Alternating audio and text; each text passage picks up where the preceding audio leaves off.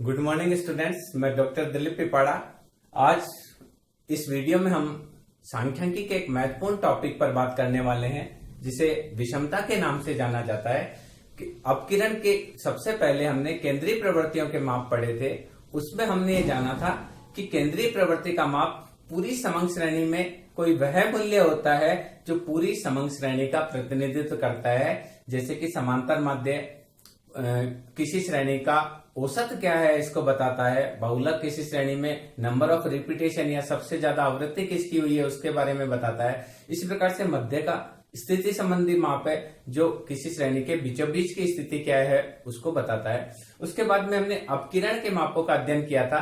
तो सामान्य रूप से अपकिरण जो है किसी श्रेणी का कहां से कहां तक विस्तार है, उसका अधिकतम संख्या कितनी है और न्यूनतम क्या है, या श्रेणी का बिखराव किस प्रकार का है उसके बारे में बताता है। पर श्रेणी सम्मित है या असम्मित है इसके बारे में अपकिरण हमें जानकारी नहीं देता है। तो किसी श्रेणी की सीमितता और असीमितता के बारे में पता करने के लिए हम विषमता का कैलकुलेशन करते हैं। कोई श्रेणी कब सम्मित कही जाएगी, कब असम्मित कही जाएगी, इसके बारे में हम विस्तार से इस वीडियो में स्टडी करेंगे। सामान्य रूप से किसी श्रेणी में सम्मितता का अभाव विषमता कहलाता है। यहीं से एक वर्ड आया, किसी भी श्रेणी में सम्मितता का अभाव, अर्थात कोई भी श्रेणी सम्मितता से जितनी दूर हटती चली जाएगी उसमें विषमता उतनी ही अधिक होगी, और जो श्रेणी सम्मितता के जितने पास होगी उस श्रेणी में विषमता उतनी ही कम होगी। सामान्य रूप से हम देखिए, सबसे पहले ये देखते हैं सम्मित श्रेणी किसको कहते हैं। देखिए, अगर कोई श्रेणी जिसमें x बार बराबर हो z बराबर हो m, यानी किसी श्रेणी में समांतर माध्य, बहुलक और मध्यका का मान बराबर हो, तो उस श्रेणी को हम सम्मित श्रेणी कहेंगे। तो इसमें देखिए, या इसको यूं भी कह सकते हैं Q3 माइनस m बराबर हो m माइनस Q1, यानी किसी श्रेणी के मध्यका के तृतीय चतुर्थक से अंतर मध्यका के प्रथम चतुर्थक के अंतर के बराबर हो, तो इस प्रकार की श्रेणी को हम सम्मित श्रेणी कहेंगे। और अगर सम्मित श्रेणी होगी तो प्रसामान्य वक्र बनेगा। इसका मतलब है x बार और z और m तीनों के तीनों क्या होंगे, बराबर होंगे। तो कोई श्रेणी ऐसी है जिसमें अगर x बार z और m बराबर है तो हम इसमें बोलेंगे कि इसमें विषमता का मान क्या आएगा, 0। यानी ऐसी श्रेणी जिसमें समांतर माध्य, मध्यका और बहुलक बराबर आते हैं, तो इस श्रेणी में बिल्कुल भी विषमता नहीं है, विषमता का मान इसमें 0 है। इस प्रकार की श्रेणी को हम क्या बोलेंगे, सम्मित श्रेणी बोलेंगे। अगर इसमें हम प्रथम चतुर्थक, तृतीय चतुर्थक और मध्यका निकालेंगे, तो मध्यका का तृतीय चतुर्थक से अंतर मध्यका के प्रथम चतुर्थक के अंतर के बराबर होगा। और अगर इसका हम वक्र बनाएंगे तो आप देखिए घंटी के प्रकार का वक्र बनेगा। जैसे मंदिर में घंटी होती है, पहले आवृत्ति ऊपर बढ़ती है फिर नीचे गिरती है, तो उल्टे घंटी की तरह का वक्र बनेगा। इसको प्रसामान्य वक्र बोलते हैं। प्रसामान्य वक्र के रूप में होगा। तो ऐसी श्रेणी को हम क्या बोलेंगे, सम्मित श्रेणी बोलेंगे। और अगर कोई श्रेणी इस प्रकार की है, देखिए असम्मित वितरण किसे कहा जाता है, तो असम्मित वितरण, अगर कोई श्रेणी में x बार का मान m से बड़ा हो और m का मान z से बड़ा हो, या x बार से m बड़ा हो m से z बड़ा हो, तो इस प्रकार के वितरण को असम्मित वितरण कहा जाएगा। क्योंकि हमने पहले भी देखा कि सम्मित वितरण हमारा क्या था, सम्मित वितरण में हमारा था x बार बराबर था m के, m बराबर था z के, और दूसरा हमने लिखा था Q3 माइनस m बराबर होगा m माइनस Q1। पर अगर असम्मित वितरण है तो समांतर माध्य बड़ा हो सकता है मध्यका से, मध्यका बड़ा हो सकता है बहुलक से, या समांतर माध्य से मध्यका बड़ा हो सकता है, मध्यका से बहुलक बड़ा हो सकता है। सामान्य रूप से इसको पॉजिटिव बोला जाता है, इसको नेगेटिव आगे मैं इसको बताऊंगा किस प्रकार ये पॉजिटिव है किस प्रकार से नेगेटिव है। अगर ये चतुर्थक विचलन पर आधारित है तो हम लिख सकते हैं Q3 माइनस m, यानी मध्यका के तृतीय चतुर्थक से अंतर बड़ा हो सकता है मध्यका का प्रथम चतुर्थक के अंतर से, या मध्यका का तृतीय चतुर्थक से अंतर छोटा हो सकता है मध्यका के प्रथम चतुर्थक के अंतर से। तो अगर इस प्रकार श्रेणी में समांतर माध्य, मध्यिका और बहुलक के मान इस प्रकार से आते हैं, तो इस प्रकार की श्रेणी को हम असीमित वितरण श्रेणी कहेंगे। इस प्रकार देखिए, जहां पहले सम्मित वितरण था, उस सम्मित वितरण में हमारा x बार बराबर आ रहा था m के, बराबर आ रहा था z के, और ये प्रसामान्य वक्र था। जबकि असीमित बंटन है, असम्मित बंटन है, तो हमारी आवृत्ति या तो इस तरफ आवृत्ति वक्र इस प्रकार झुका हुआ होगा, या आवृत्ति वक्र इस प्रकार से, या तो ये राइट साइड में झुका हुआ होगा, दाईं, या तो बाईं ओर झुका हुआ होगा, या दाईं ओर झुका हुआ होगा। दाईं ओर झुका हुआ होगा तो x बार सबसे बड़ा होगा, m इससे छोटा होगा, और z इससे छोटा होगा। देखिए x bar is greater than m is greater than z। और अगर ये दाईं ओर झुका हुआ है, बाईं ओर झुका हुआ है, तो x बार देखिए, x बार से m बड़ा है और m से और z बड़ा है। तो यहां इसको हम बोलेंगे, यहां ये वक्र जो है ये एक इस तरफ झुका हुआ है, एक दूसरी तरफ झुका हुआ है, तो ये इस प्रकार का बंटन है जिसमें ये मान बराबर नहीं होंगे, तो उसको असीमित वितरण कहा जाएगा। और अगर ये मान बराबर होते हैं तो उसको सम्मित वितरण कहा जाएगा।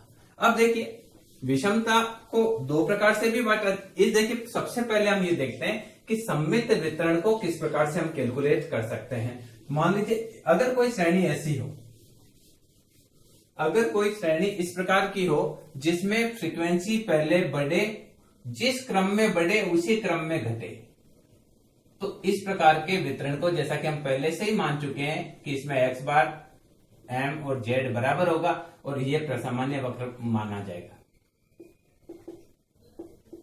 तो देखिए, हमने एक श्रेणी लेते हैं, हमने आर्टिफिशियल श्रेणी ली 8, 10, 12, 14, 16, 18 और 20। फ्रीक्वेंसी हम लेते हैं, मान लो मैंने फ्रीक्वेंसी मानी है 2, 6, 10। देखिए यहां 4 का अंतर लिया, फिर 4 का अंतर लिया, 14, फिर 4 का अंतर लिया, फिर 4 घटाया, फिर 4 घटाया, फिर 2 घटाया। अब देखिए, जिस क्रम में ये फ्रीक्वेंसी बढ़ रही है उसी क्रम में ये घट रही है, तो ये बंटन क्या आएगा? ये सम्मित बंटन आएगा। कौन सा बंटन आएगा? सम्मित वितरण आएगा। प्रूव करके मैं आपको बताता हूं कि किस प्रकार से आएगा। तो यहां देखिए, अगर जेड का मान देखें तो सबसे ज्यादा फ्रीक्वेंसी 14 है, तो जेड का मान आएगा 14, क्योंकि बहुलक किसी श्रेणी का वह मूल्य होता है जिसकी आवृत्ति सार्वत्रिक हो, तो आवृत्ति सार्वत्रिक है। अब देखिए, मध्य का निकालने के लिए हम CF निकालेंगे, कम्युटेटिव फ्रीक्वेंसी 2, 8 और 6 और 2, 8, 8 और 10, 18, देन 32, देन 42, देन 48, देन 50। तो मध्य का क्या होता है? मध्य का बराबर होता है n/2 आइटम वैल्यू, तो 25। सबसे पहले 25 कहां आया? यहां पर आया, तो मध्य का हुआ 40, तो मध्य का मान भी आ गया 40। अब देखिए, अब हमको समांतर माध्य निकालना है, तो हमको f गुणा x की गुणा चाहिए समांतर माध्य निकालने के लिए। तो समांतर माध्य 8 2 जा 16, 10 6 जा 60, 12 10 जा 120, 14 14 जा 196, 16 10 जा 160, 8 108, 40, टोटल करिए 700। फ्रीक्वेंसी का टोटल करिए 50, यहां से भी पता चल रहा है। तो x बार बराबर sigma fx divided by sigma f, तो हम करेंगे 700 डिवाइडेड बाय 50, दैट इज 14। तो यहां देखिए, x बार का मान भी 14 आया, m का मान भी 14 आया और z का मान भी 14। x बार 14, m का मान 14 और z का मान 14। तो अगर इस प्रकार का बंटन है जिसमें ये तीनों बराबर आए, और अगर आप यूं निकालेंगे Q3 माइनस m बराबर आएगा m माइनस Q1। अगर हम Q1 Q3 भी निकालेंगे तो Q1 का m से अंतर और m का Q1 से अंतर इसमें बराबर आएगा। तो इस प्रकार के बंटन को हम सम्मित वितरण कहेंगे। इस प्रकार के वितरण को सम्मित वितरण कहेंगे। अब दूसरी बात है असम्मित वितरण जो है, असम्मित वितरण दो प्रकार का हो सकता है। ये धनात्मक भी हो सकता है और ये ऋणात्मक भी हो सकता है। तो हम इसको देखेंगे कि असीमित वितरण किस प्रकार से हो सकता है। तो इसको हम समझेंगे असीमित वितरण, असम्मित असमित वितरण। तो ये दो प्रकार का हो सकता है, धनात्मक वितरण और दूसरा हो सकता है ऋणात्मक वितरण। ऋणात्मक भी, तो असमित वितरण में धनात्मक वितरण किसको कहेंगे, इसको समझिए, धनात्मक विषमता।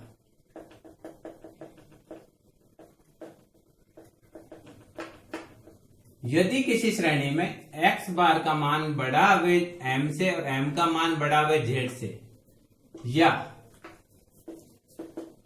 Q3 माइनस m का मान बड़ा हो मध्यिका के प्रथम चतुर्थक से अंतर, यानी मध्यिका का तृतीय चतुर्थक से अंतर बड़ा हो मध्यिका के प्रथम चतुर्थक से अंतर से, और समांतर माध्य बड़ा हो मध्यिका से, मध्यिका बड़ा हो बहुलक से, तो इस प्रकार के वितरण में धनात्मक विषमता पाई जाती है। और अगर हम इसका कर्व बनाएंगे तो ये कर्व जो बनेगा वो इस प्रकार का बनेगा।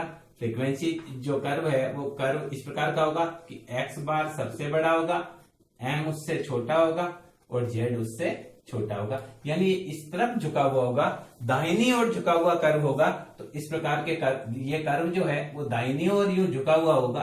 तो इस प्रकार के कर्व को हम क्या कहेंगे कि इस कर्व में धनात्मक विषमता है, क्योंकि x बड़ा है m से, m बड़ा है z से। इसको एक उदाहरण से हम समझते हैं। देखिए, अगर कोई कर्व इस प्रकार का हो, अगर कोई फ्रीक्वेंसी कर्व इस प्रकार का हो कि जिसमें एकदम से फ्रीक्वेंसी बढ़े और घटे, देखिए x 8, 10, 12, 14, 16, 18, ये 20, और फ्रीक्वेंसी देखिए 2 के साथ 18 आ गई, 2 के साथ 18, फिर 10, 6, 4, 10, 2 के साथ 18, 2 के 10, 8, 6, 4, 2, मान लीजिए फ्रीक्वेंसी है। तो इसमें z का मान, बहुलक का मान आएगा 10, क्योंकि सबसे बड़ी ज्यादा फ्रीक्वेंसी 18, 18 के आगे 10।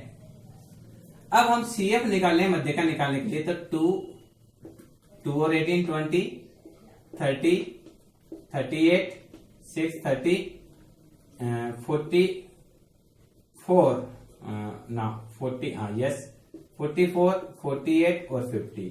तो m का मान आता है 50 डिवाइडेड बाई 2, दैट इज 25, क्योंकि m का मान होता है n बाई 2। तो यहां देखिए 25 आया, तो m का मान आ गया 12। अब देखिए इसमें समांतर माध्य निकालने, उसके लिए f गुणा x करेंगे, 8 2 जा 16, 180, 120, 112, 96, 72, 40, इन सबका हम टोटल लेते हैं तो टोटल आया 636। तो x बार बराबर होता है सिग्मा एफ एक्स बटे सिग्मा एफ, तो आएगा 636 डिवाइडेड बाई 50, डिवाइड करेंगे 1 2.72, तो x बार आया 12.72। आप यहां कैलकुलेट करेंगे, x बार बड़ा है m से, m बड़ा है z से, क्योंकि 12.72 बड़ा है 12 से और 12 बड़ा है 10 से। तो इसका जो कर्व आएगा वो कर्व इस प्रकार से इस तरफ झुकता हुआ होगा, पहले स्टीप आएगा एकदम यूं नीचे गिरेगा। यानी देखिए ये कर्व है, इसमें x बार का मान सबसे बड़ा है। देखिए AB लाइन सबसे बड़ी है, मैंने ये इसको स्ट्रेट कर लिया, AB लाइन बड़ी है, x बार बताती है। इसके बाद CD लाइन को आप देखेंगे तो उससे थोड़ी छोटी है, ये मध्यिका को बताती है, और EF लाइन को देखेंगे तो उससे भी छोटी है, क्योंकि ये Z को बताती है। ये देखिए ये 12.72 है, इसका मान 12 है, इसका मान 10 है, तो x bar is greater than m और m is greater than z।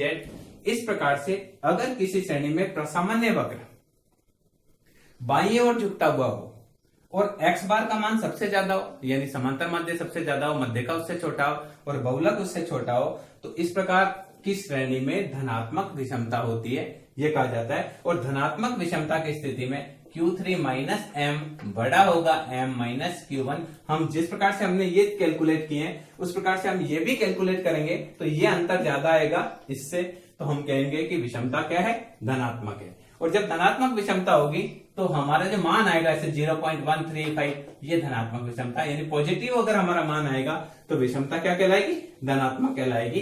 इसी प्रकार से अगर कोई श्रेणी इस प्रकार की हो, देखिए ऋणात्मक विषमता किस प्रकार से निकालेंगे।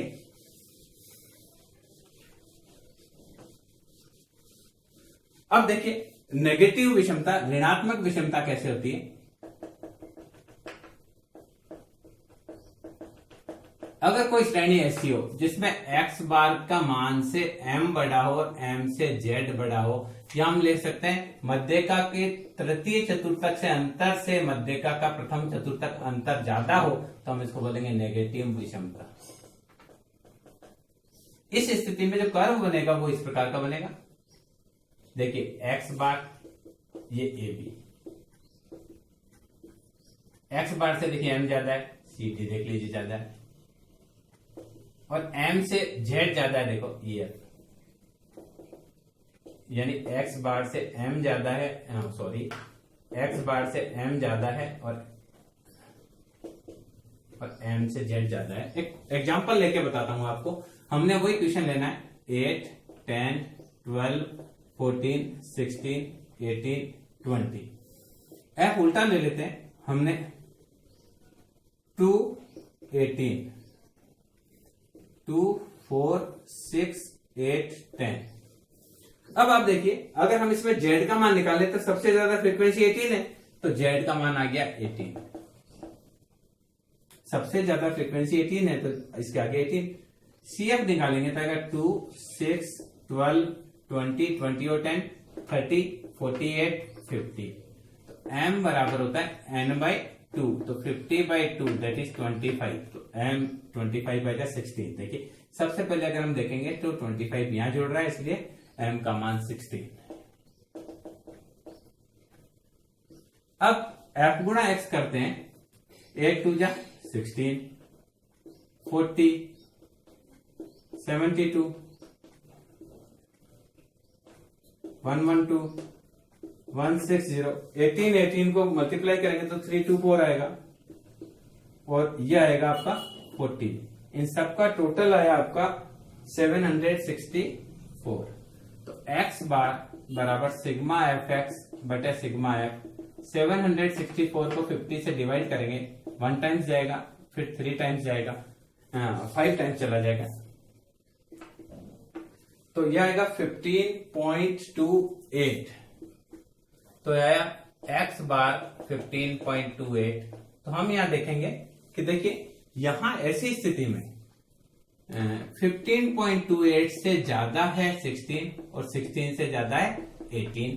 तो ऐसी स्थिति में अगर कभी ये लगे कि समांतर माध्य से मध्यिका बड़ी आई है और मध्यिका से बहुलक बड़ा आया है, या हमारा जो कर्व है वो बाईं ओर झुका हुआ हो, राइट हैंड साइड की तरफ झुका हुआ हो, जहां x बार से m बड़ा हो, m से z बड़ा हो, तो इस प्रकार की स्थिति को हम बोलेंगे कि श्रेणी में ऋणात्मक विषमता की स्थिति है। और जब ऋणात्मक विषमता होगी तो श्रेणी में इस प्रकार से आएगा, हम जो कैलकुलेशन करेंगे उसमें माइनस में वैल्यू आएगी, तो हम बोलेंगे कि ऋणात्मक विषमता है। तो इस प्रकार हमने जाना कि सम्मित वितरण किसे कहा जाता है, असम्मित वितरण किसे कहा जाता है, धनात्मक विषमता क्या होती है और ऋणात्मक विषमता किसे कहा जाता है। अब हम ये देखेंगे कि विषमता किस किस रीति से ज्ञात।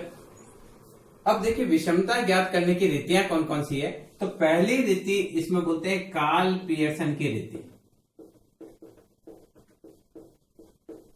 कार्ल पियर्सन की रीति से विषमता निकालने के लिए क्या करते हैं, जे इसका फॉर्मूला है, x बार माइनस जेड या 3x बार माइनस m, या तो इससे निकालिए। और विषमता गुणांक निकालने के लिए क्या करेंगे, x bar minus z upon standard deviation या 3x bar minus m upon standard deviation. चूंकि देखिए x बार माइनस जेड बराबर होता है 3x बार माइनस m, तो आप चाहे तो ये यूज कर सकते हैं, चाहे आप ये यूज कर सकते हैं। कार्ल पियर्सन की विधि से विषमता निकालने के लिए आप समांतर माध्य से बहुलक को घटा दीजिए या समांतर माध्य से मध्यिका को घटाकर उसका 3 गुना कर दीजिए। और विषमता गुणांक निकालने के लिए क्या करते हैं, समांतर माध्य से बहुलक को घटाकर उसमें प्रमाण फिसलन का भाग दिया जाता है या समांतर माध्य से मध्यका को घटाकर उसका 3 गुना किया जाता है और उसके बाद में उसका प्रभाव विचलन का भाग दिया जाता है। अगर ये पॉजिटिव वैल्यू आती है तो ये माना जाता है कि धनात्मक विषमता है, और अगर वैल्यू नेगेटिव आती है तो ये माना जाता है कि दोनों के मध्य ऋणात्मक विषमता है। इसी प्रकार से जो दूसरा मेथड है उस मेथड को हम बोलते हैं बाउले का विषमता गुणांक। तो देखिए दूसरी रीति है बाउले की रीति। बाउले की रीति का विषमता गुणांक निकालने के लिए JQ यानी क्वार्टाइल डिवीजन पर आधारित है, इसलिए यहाँ Q लिखा है, Q3 plus Q1 minus 2m, और coefficient of JQ Q3 plus Q1 minus 2m upon Q3 minus Q1। यानी क्या करेंगे, तृतीय चतुर्थक और प्रथम चतुर्थक को जोड़ेंगे और उसमें से मध्यका का दुगुना घटाएंगे, और विषमता गुणांक निकालने के लिए क्या करेंगे, प्रथम और तृतीय चतुर्थक को जोड़ेंगे, उसमें से मध्यका का दुगुना घटाएंगे और उसको विभाजित करेंगे प्रथम व तृतीय चतुर्थक के अंतर से। तो ये है बाउले की रीति जो कि चतुर्थक विचलन पर आधारित है। कार्ल पियर्सन की रीति जो है केंद्रीय प्रवृत्ति के माप पर और अपकिरण के माप पर आधारित है। इसके बाद में अन्य माप के रूप में एक और रीति काम में आती है, अन्य रीति। इसमें एक शतमक विस्तार रीति होती है, शतमक विस्तार रीति। तो इसमें करेंगे P90 प्लस P10 माइनस 2 गुणा P50 लगभग वही divided by P90 minus P10। या इसके बाद में केली की रीति आती है। केली की रीति में उन्होंने क्या किया, P90 plus P10 minus 2 P50 divided by 2। इस प्रकार से विषमता ज्ञात करने की 3 विधियां हैं। जो सबसे महत्वपूर्ण विधि है कार्ल पियर्सन की विधि से हम विषमता ज्ञात करते हैं। कभी कभी हमसे यह भी पूछ लिया जाता है कि बाउले की रीति से विषमता निकाली, तो हम वो भी कर सकते हैं। सामान्य रूप से अन्य रीति का प्रयोग विषमता ज्ञात करने के लिए बहुत ही कम स्थिति में किया जाता है।